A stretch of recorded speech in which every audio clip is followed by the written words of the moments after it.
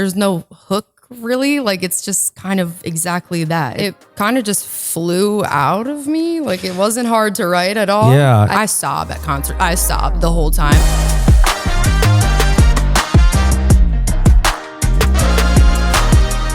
We're good? All right, Britton. You're supposed to do that, right? It makes it more professional, or there you go.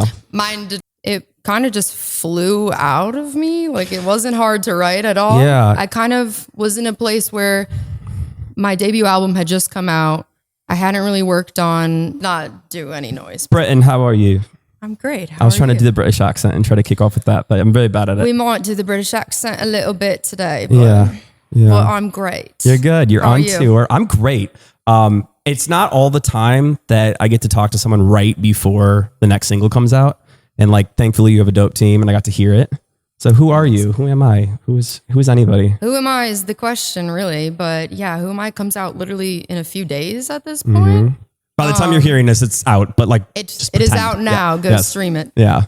But yeah, I'm really super excited for that song to come out, especially like being on tour right now and being able to release a song while I'm on tour. That's like a really cool opportunity. Very special song. It kind of just flew out of me. Like, it wasn't hard to write at all. Yeah. I kind of was in a place where my debut album had just come out. I hadn't really worked on new music in a while because obviously like when you release a project, you're kind of like focused on like the whole rollout of that for months and months and months. Like, my producer and I weren't really making much new music during that. So this was one of the first songs that I kind of sat down after the release of the album and started making music again. And I just wanted to focus on like not focusing so much on social media and TikTok and what I think would go viral, or, you know, because when you're writing and you're trying to reach that, it kind of impacts how you write and work. Yeah. Which can be a good thing if you're like, you know, trying to see what the trends are doing and like adapt and like take that into your own work. It can be a positive thing, but Yeah, but you're not that. Your music, I mean, the first thing I thought, first of all, just want to make sure I quote the first line right from Who Am I? I've tried to be an optimist all my life. Turns out I'm still the opposite and I don't know why.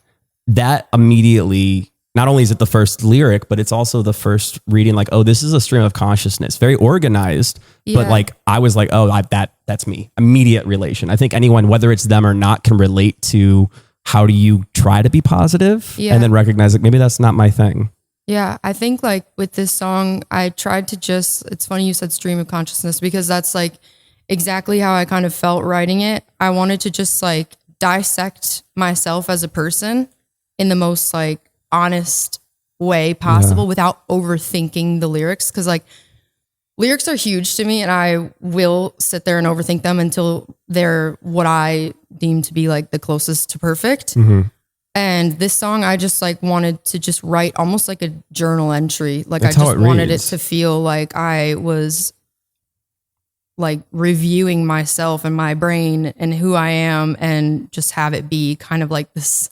That's why there's really no structure to it either. Like there's not, it's when we've been kind of working on the final mix and stuff, like there's no hook really. Like it's just kind of exactly that. It's more but that just is like its a poem. structure, you know, it becomes its own entity that way. I think self-awareness is the first thing that comes to mind when I went through the catalog. I mean, obviously To My Younger Self was playing literally in the studio when you walked in, and I don't know if you want to share that moment or not, but there was just like a sign for you, and it's like, oh wow, like a lot of things are happening a lot. And a lot of what I hear and what I've heard, and I can't wait to see you perform tonight, is just no one really ever fully learns who they are, but like you're actively on that journey. And some people are I'm trying. Yeah. We're all trying. It is really interesting. I would love actually to share that because coincidentally enough, the second verse of Who Am I is the first time I've really even like talked about in a song, the loss of my cousin to cancer, which was a few years back and she was only 23. So it really impacted our family really heavily. Sure. And I touch on that in the second verse, which was like very heavy to touch on, but I felt very important because it has impacted me as a person and kind of like how I view things, how I've viewed my religion, how I've viewed just like what I believe in. Yeah. And my cousin's sign is the lemon. She said, her name was Riley. She always said to squeeze the juice out of life. So my family and I, we all have like little lemon tattoos, and that's her thing. And when I walked in here today, just a few minutes ago, Virginia, my mom, yeah, both our moms are here, by the way. So yeah, love that, a mom moment. Virginia has a little lemon scrunchie on right now, and I noticed it right away. I saw the yellow, and I didn't want to like stare, but I was like, is that a lemon? And lo and behold, it was, and it is. So that immediately felt like a sign to me, and it is funny that that's in this song, and like. Here we are. So little signs everywhere. And I didn't even share this when you said that a second ago. My first date with my girlfriend was at a bar called the Lemon Bar. And, we're going, as any relationship does, like we need moments where it's like, what's our word to like reset? And it's lemon for us. Like that's our reset. Yeah. So just a lot of little signs, but that's so special. It is. Yeah. And thank you for sharing that. I know sometimes that's not easy. You're on tour right now. I am. You're supporting Jessica Vio. I am. How's it been going? It has been, honestly, like not even in a cliche way, but it has been a dream come true for me. I think that, I've been pursuing music for 10-ish years now. And this has been something that I've always envisioned for myself, but never really known if I was going to get there or not. Sure. And also, I only just played like my first live show a year ago. Crazy. Not even crazy. And so it's just been something. I've been on a stage my entire life because I grew up dancing competitively. And then I was in theater in high school, but I've just always kind of shied away from the stage as like a solo artist. It's just something I have been working on to gain more confidence with for a while. So I'm happy that within this last year, I've really just like ripped that Band-Aid off of being afraid and said like, this is a huge part of my dream and I have to just face it. Yeah. And I'm so happy I did because I'm having the best time. Like honestly, the time of my life. And I'm just so honored to be able to meet people and connect with them in person finally. Instead, like the digital world is amazing. And like, the relationships I've grown to have with different fans and followers, even just like through social media has been incredible. But being able to have that in person now is like, oh my gosh, yeah. a million times better. It's like everything I've ever wanted. So I'm so happy. Well, and you just said too, maybe the stage wasn't the most comfortable place for you, at least as a solo artist in the beginning. So I would imagine as this parallel of not only pushing yourself to be on stage and enjoying it and not being outside of your head the entire time, but also realizing like, oh, my words are registering and seeing the palpable change in people's face as opposed to someone responding on Instagram or TikTok. Yeah.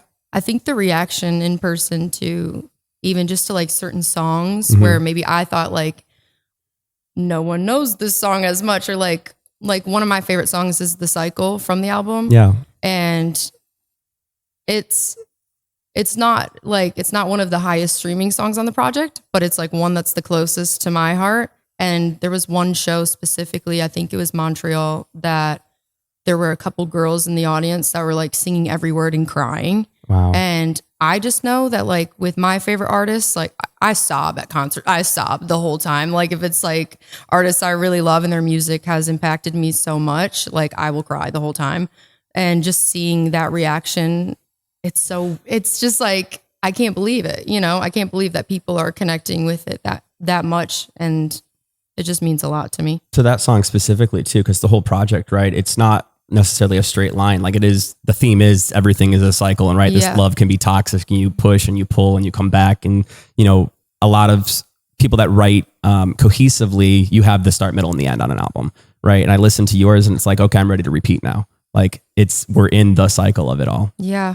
I mean, girl, we don't want to repeat it, but we do, I think that's like the whole point too, is like, it starts out so kind of like fun and fresh, and like you're starting the relationship where it's like flirty and fun, and then it just like goes downhill from there, but then it all repeats again. And that's... Yeah. And I mean, not to get too heady with it, but obviously this is, more romantic in nature, but obviously it's just a bigger metaphor for life too. Like there are going to be ups and downs, and at some point you have to face that, like, this feels great right now. At some point I'm not going to feel great, but I have to remind myself at that moment that like, oh, what the sun always comes out again. Right. Yeah. That's one of my favorite artists is Andy Grammer, has a song called Keep Your Head Up, and it's always sunshine after rain. Yeah. And you were talking about one of my favorites too, Post Malone. Yes, sir. Yeah. I was, when I was doing my research, we're on Spotify and we're like, I always like to note what other artists get recommended when you search someone, right? Yeah, for so some of the other artists that come up, obviously Post Malone, Billie Eilish, Adele, Banks, Noah Khan. Who's an artist that people would be maybe surprised is on your playlist? That's like, oh, maybe you're drawing some inspiration from, but that's not necessarily what's heard in your lyrics or your sound. I do feel like people would be a little surprised at Post because I have a lot of, especially lately, I've leaned more acoustic. But like, even my producer and I, since we've been on tour, we've been talking about venturing into like a pop trap world. Okay. Because I have that in me. I mean, you're playing Outside Lands. You got ACL coming up. Like, I'm like, I think we need to show that side a little bit more. I think we need to bring that out. Yeah. So album 2 might be pop trap. Just wait for it. Yeah. Keep your eyes out. You never know. Loving You Almost Killed Me. LP is out. Who Am I is out now if you're seeing this, but it's coming out. And I assume you've been performing this on tour? We've been doing it more during sound check. Okay. We've been teasing another unreleased song on tour. We've been playing it in the set called For You. Okay. And the reaction has been really good so far. So that one might be coming out soon too. So the answer here is you're not going to get anything from me. You got to go see her live, right? Britton, Who Am I is out now if you're seeing this. Thank you so much for coming through. I appreciate you taking the time and for sharing everything. It's not lost on me that's hard to share. Thank you so much. Thanks. Appreciate it. Cool. Britton.